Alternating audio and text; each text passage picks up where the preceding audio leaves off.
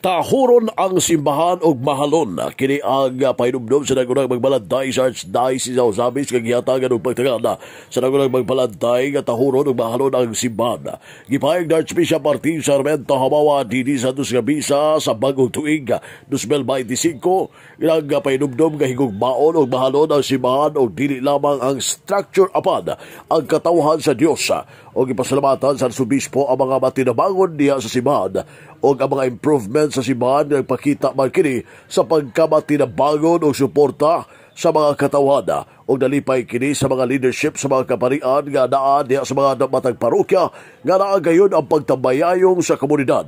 Kay kini man ang mahinungdanon nga ang simbahan ano na pagtambayayong diha sa komunidad kay kung wala kini mamahimong sabok ang komunidad.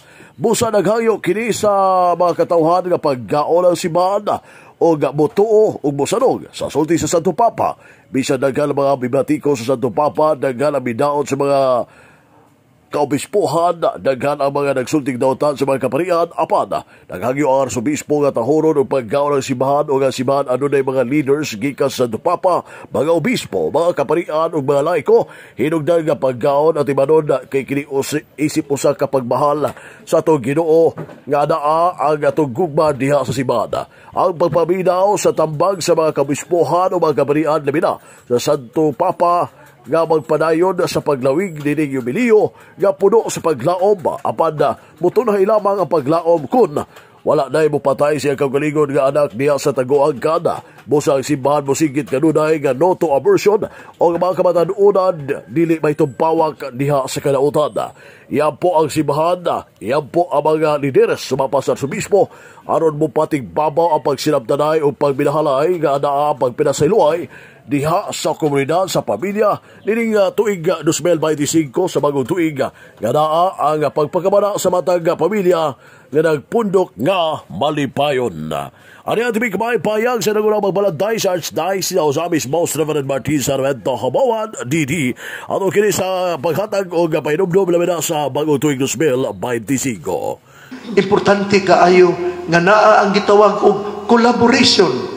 Kay kung wala gali ka na, samok ang atong komunidad, usamok pod ang atong panimalay. Busa hangyoon ko kamo, panggaon na to ang simbahan. Putuo kita sa sulti sa Santo Papa. Atong pamation ang tambag sa mga kaobispuhan o sa atong mga kaparian.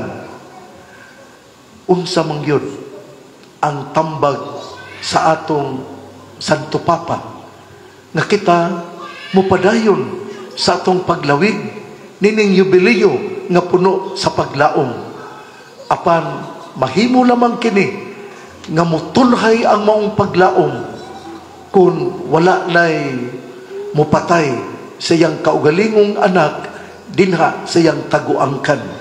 Mao nga ang simbahan sa kanunay gaingon no to abortion. Hinaot unta nga ang mga ginikanan dili na muhimo og aborasyon o hinaot unta nga ang mga kabatanunan dili na mahatumpawak sa dautan.